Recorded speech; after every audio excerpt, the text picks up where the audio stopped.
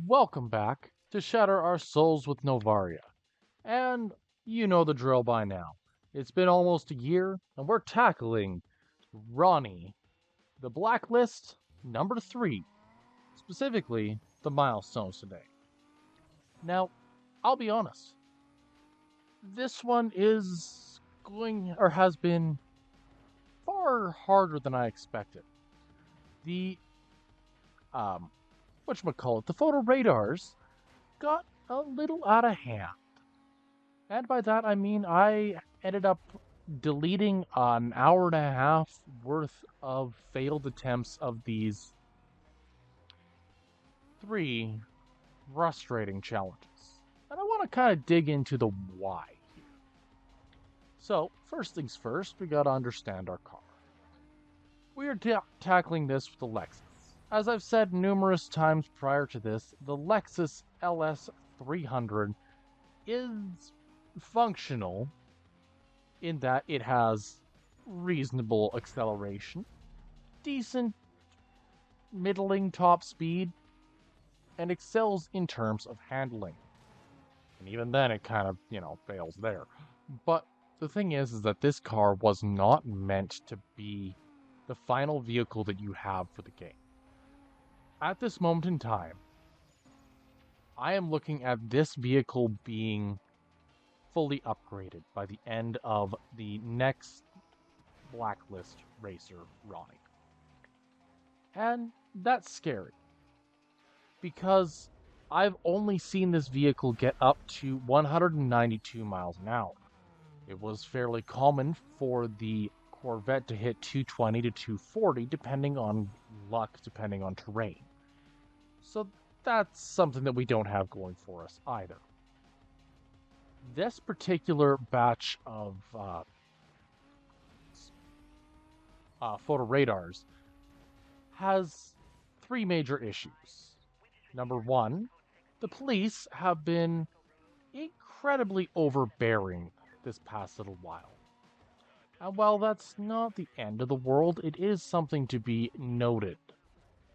The second major issue with this comes in the form of the terrain that these particular photo radars are on. These guys are on rough or bumpy terrain, meaning that it'll take a little bit more luck to get through this than ordinary. It's not to say it's the end of the world, it's not impossible, just a statement of this is what we're dealing with. So, it looks like we've got got the goal of getting out of a police chase within the span of 2 minutes. Well, okay. So we're just gonna go for a little loop-de-doo and see what we get into, or see how easy it is to get away from a tier 1 heat. Admittedly, it's expected that this is supposed to be relatively easy, so I'm just gonna stop him using a random greenhouse, and I think we should be good. The harder one is going to be the last batch. An 8-minute long pursuit, 32 vehicles traded paint, and $600,000 bounty in a single pursuit.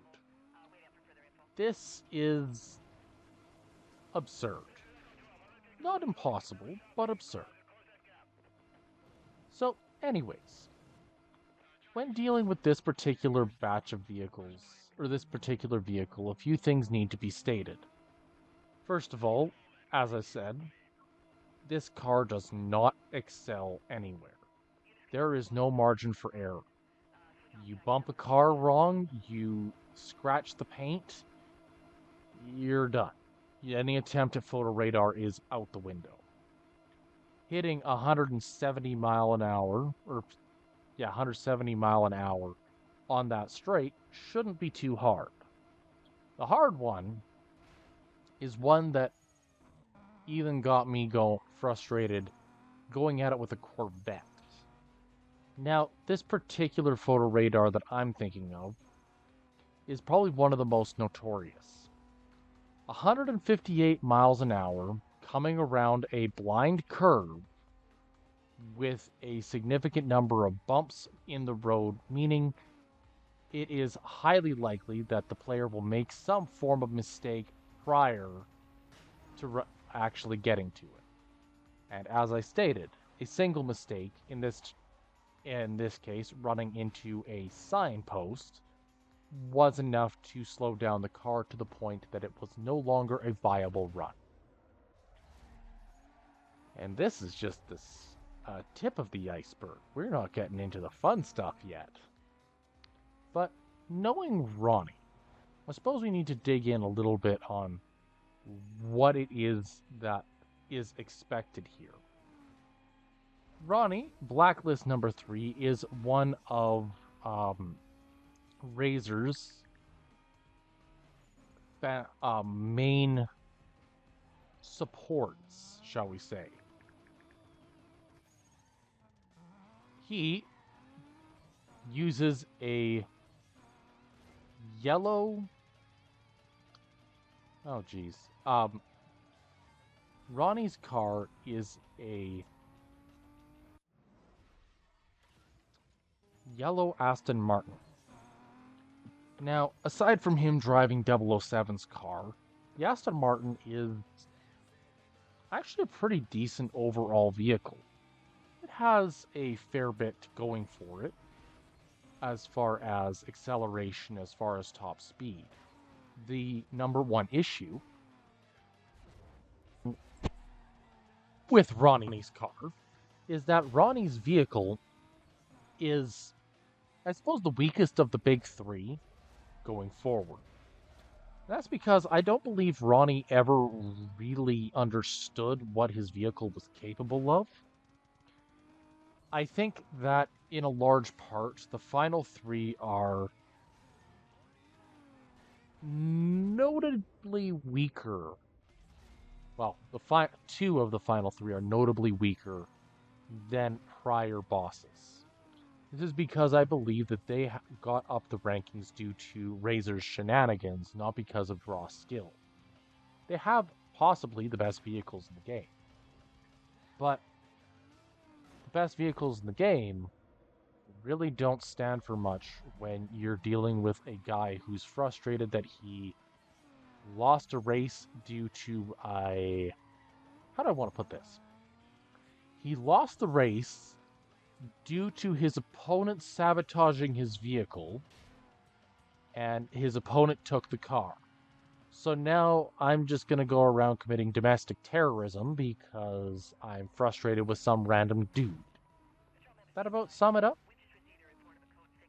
I think that actually does a far better job summing it up than a lot of people would think. Now, I'm jumping ahead a little bit because I was getting frustrated and I needed a quick breather. So, we are now in the pursuit section of this particular video. And as I stated, this is going to be a bigger pursuit. 8 minutes of just needing to exist.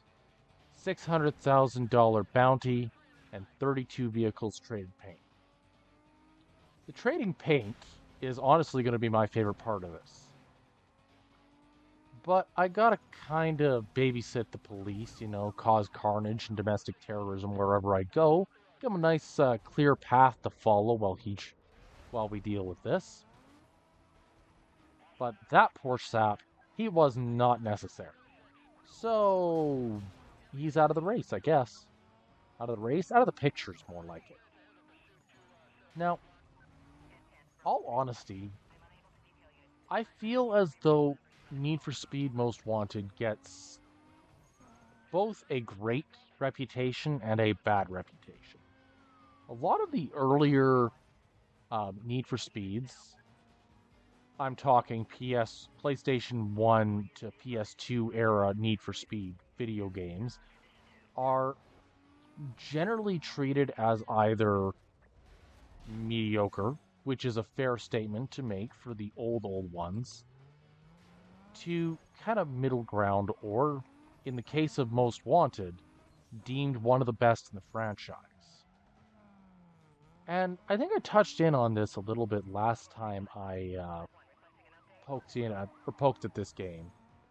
Need for Speed Most Wanted is stated to be one of the best in the franchise. And I can kind of understand why. Starting off with the entire mentality of you are a guy coming into this area, you get into a couple of street races, and a guy steals your car. There's the setup. For the rest of the game, you're working at taking down the Blacklist, the city's most notorious racers that have created an underground network of racers that have the mentality of if you want to up the ante, get the cops involved. Now you have police chases involved, you have your bounty system involved, and the only way to challenge the next racer is to beat their individual team, their group of racers that are not Blacklist. So Ronnie and Bull were originally part of Razor's non-Blacklist racers. However, when Razor climbed the Blacklist, especially half as far as he did, he ended up getting to a point where the Blacklist was where his guys, his team, jumped up the Blacklist with him. In this way, you can kind of see each trio as being part of their own miniature Blacklist, if that makes sense. JV used to be the number one spot prior to Razor, and each racer got bumped down the spot 3 places because of Razor. At least in the time that player, I'm going to call him Lexi, was in jail, the police really didn't know what to do, and Razor got away with a lot of stuff during this time. Now, I don't say this out of a lack of respect. I think that Razor definitely had the skill to be the most notorious racer, but he wouldn't have got where he was without the player's vehicle. I think that's something that is understated a lot. Well, either over or understated. It's kind of wishy-washy on that one. It is mentioned very black and white in the beginning that Razor got where he got because of your vehicle, the BMW GTR. But, ooh, nice. Yep, they're on a roll. The BMW GTR got him far. If you look at his vehicle and compare it to other cars that were around him at that time, the closest racer to Razor would have probably been Jules, who has the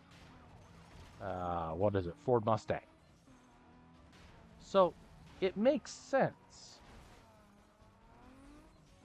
All in all, however, we need to take a little bit of a step backwards. Where was I going with all this? Need for Speed Underground, Underground 2, Most Wanted, and Carbon are, in my opinion, the 4 best games in the franchise. Now, each of them added a little bit more to the formula.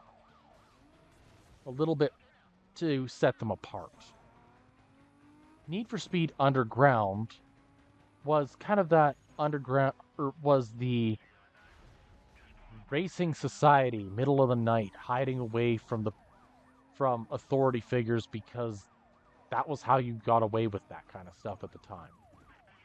It was inspired very heavily by by the Fast and Furious franchise.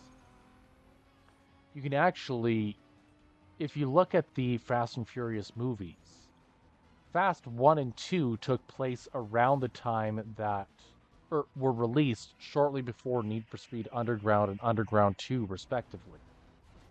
Need for Speed Carbon was released 1 month after uh, Fast and Furious Tokyo Drift, which happened to have its finale in the canyon.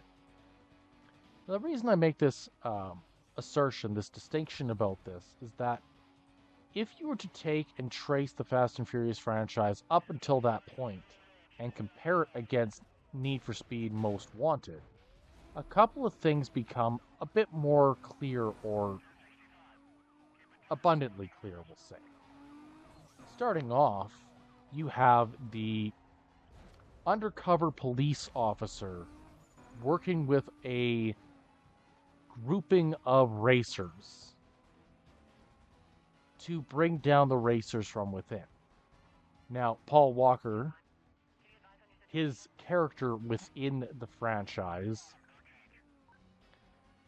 is, well,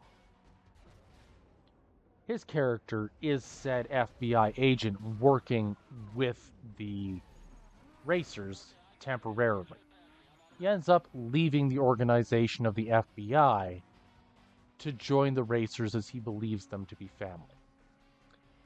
And spoiler for a 20-year-old game, Mia, the individual who has been working with you and setting up these blacklist races, is an informant within the FBI, specifically working directly with Cross. Now, I love this aspect because Cross is working with the FBI. He's a bounty hunter. He's working with the Federal Bureau of Investigation to bring down as many racers as he can. You get a little bit of a news flash around the late game where Razor is calling you a narc. How a bunch of the blacklist racers have gone missing and are being taken off the streets, picked off one by one. And I find it funny because all of this kind of adds into this question of what actually is going on. You, the player, aren't actually getting involved and causing these people to get taken down, and yet they're disappearing. They're all getting pulled off the streets, and why? It's because the person working right next to you has been sitting there working with the police non-stop to bring down the most notorious racing league there is. And I love this kind of subplot, this hidden intrigue into the entire game as a whole. Need for Speed Most Wanted did not need to go that hard, but it did. And I love that aspect of this game. But getting on the world itself, in Need for Speed Underground, there was a select number of races that were set aside for the player. Underground 2 tried to take that and add new different types of races. They had SUV races, Underground Racing League races. And every so often you can come across an opponent, another driver in the city, whose only goal was to just race, have fun, get out there, enjoy yourself. But this is the first game that really dials up what the consequences of your actions within the franchise actually are. And truth be told, it's one of those things that I don't think gets enough of a light shown on it, comparatively to the other aspects of the game. The tracks in Need for Speed Underground were fairly small, and how do I want to word this? It didn't take full advantage of the terrain, and the world was designed around tracks, but not designed around a world, if that makes sense. The world wasn't lived in, it just sort of existed. Need for Speed Most Wanted took everything Underground and Underground 2 did well and dialed it up.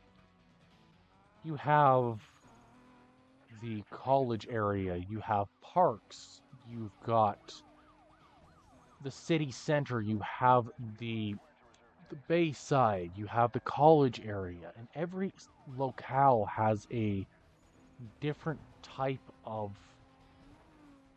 world building around it. Something that again doesn't get enough love whatsoever. Now, I admit it.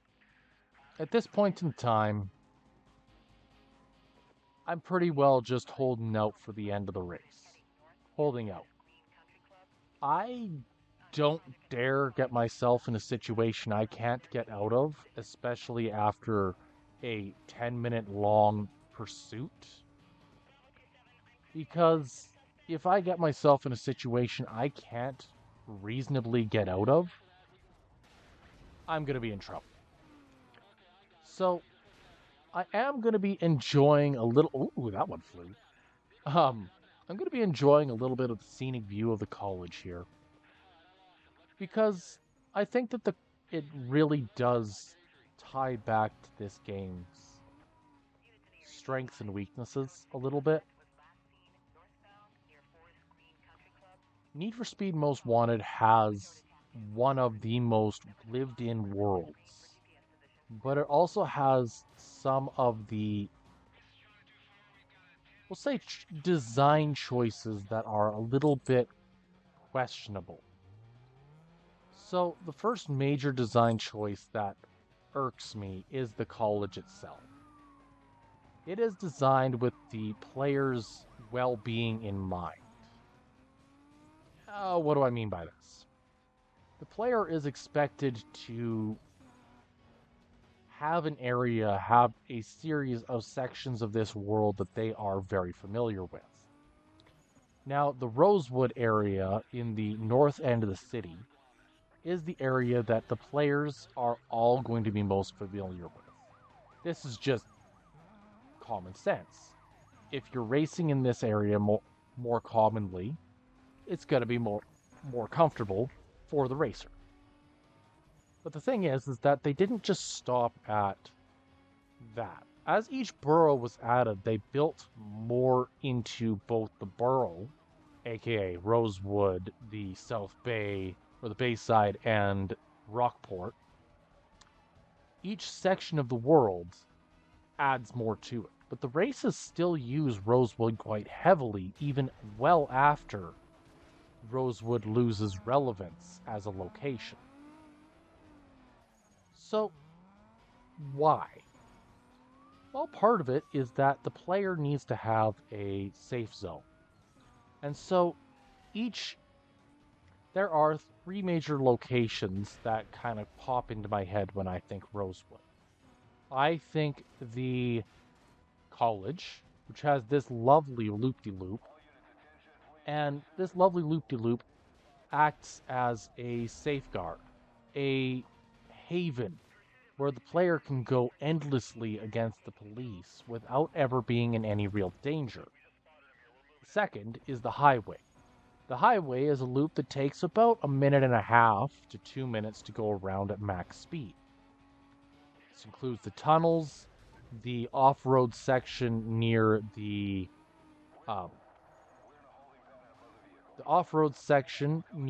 gas station on the north end of the city, going past the golf club, as well as looping back around towards the tunnels. Effectively, it is the longest perfect loop in the game. The third is the main drag. Now, the main drag is kind of an awkward location. It is a more or less straight way that bypasses the entirety of Rosewood, from just by the baseball diamond all the way down to the opposite end of Rosewood over by the bus station. And this is a huge section to cover. So, why do I bring it up? I bring it up because each of these areas focus in on a different style of play and a different outlook, shall we say. Now, the Bayside area has the Bay's Edge, which goes from the, if I recall, it splits off from the plaza and heads all the way across the southern or southeastern edge of the city up back towards the bus station on the other side. And honestly, it kind of has a weird. Wait a minute. Is that Cross? It is too. I think that's the first or second time this entire playthrough that Cross has shown up. Huh. Bugger's been holding out on me. Anywho, as I was stating, that borough takes up a large span of land and encompasses the lighthouse. It handles the industrial zone. It handles the Bayside. It handles the resorts. It is a massive area, but each area that is added, each area mentioned, also adds to the world itself. Again, making it lived in. The Bayside area by your second safe house has a gigantic roller coaster theme park right behind it.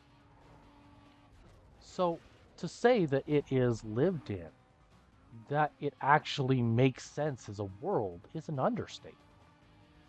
The third major borough is Rockport. Rockport handles mostly a financial district, with a couple notable locations such as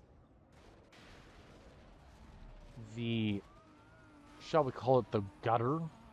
I think that's the easiest thing to call it, but it's a rain trough of sorts. It's there specifically in case of flooding. Okay, cops, you can stop anytime now. I'm absolutely obliterating you guys and have doubled my bounty goal. But this area, again, adds so much more to the world that it becomes hard to really... It adds more, but ironically, it does so in a way that I think was done poorly. This is probably one of the first times I'm going to say this, but Rockport as an area is probably my least favorite area in the game. Partially because the theming that comes around the other areas is non-existent in Rockport. Rockport more or less is your inner city area. Congratulations. It adds another new highway loop. Yeah. But beyond that, a lot of what it adds is just kind of there. It exists almost as a Need for Speed Underground style world, but it's not as lived in or well planned out as the other areas of the game. It's not to say it's devoid of character, just not as well done or well built. And this is an opinion piece, so I'll be as honest about it as possible. We are now 17 minutes into the police chase, and I am 1 million bounty above the original expectations. Oh my goodness. Why? Just why? Anywho, I think it's time to break out of my habits because these guys are starting to get a little bit angsty. So we're going to take a little bit of a loop here. So we're going to head down past the hospital, and I think I'm going to take a little bit of a detour. I have the goal of making it to the baseball diamonds, partially because there's a nice safe hiding spot over there, as well as I love when other vehicles come off those things. They don't have the programming to know how to handle landing. I'm using this as an opportunity to get the police off of me, as there are pursuit breakers and a hiding point right in the same general location. And with the number of police that I have on me down to 3 or 4, it really makes no point in rushing to some far off location. Yeah, that's right, I didn't even hit either of you getting through there. Anywho, do you think I'm making a mountain out of a molehill? Need for Speed Most Wanted does have a pretty good reputation, but am I inflating its reputation? Or do you believe that it is well warranted? I'd love to hear your thoughts, critiques in the comments below. Otherwise, we're going to finish this video up here with about the fastest way I possibly can. Taking down the signs and keeping a little bit of a break here. So, if you like what you see, are interested in seeing this challenge to completion, drop a like, leave subscribe. I'd love to hear it. And leave a comment on what you think is going to be the hardest section of this challenge. I think, honestly, at this point, it's doable. So I have no concerns there. But maybe I'm wrong. Who knows? Anyways, I'm just going to finish this off by getting the last 2 photo radars that I missed. And I hope you guys have a fantastic day. Until next time, have a good one.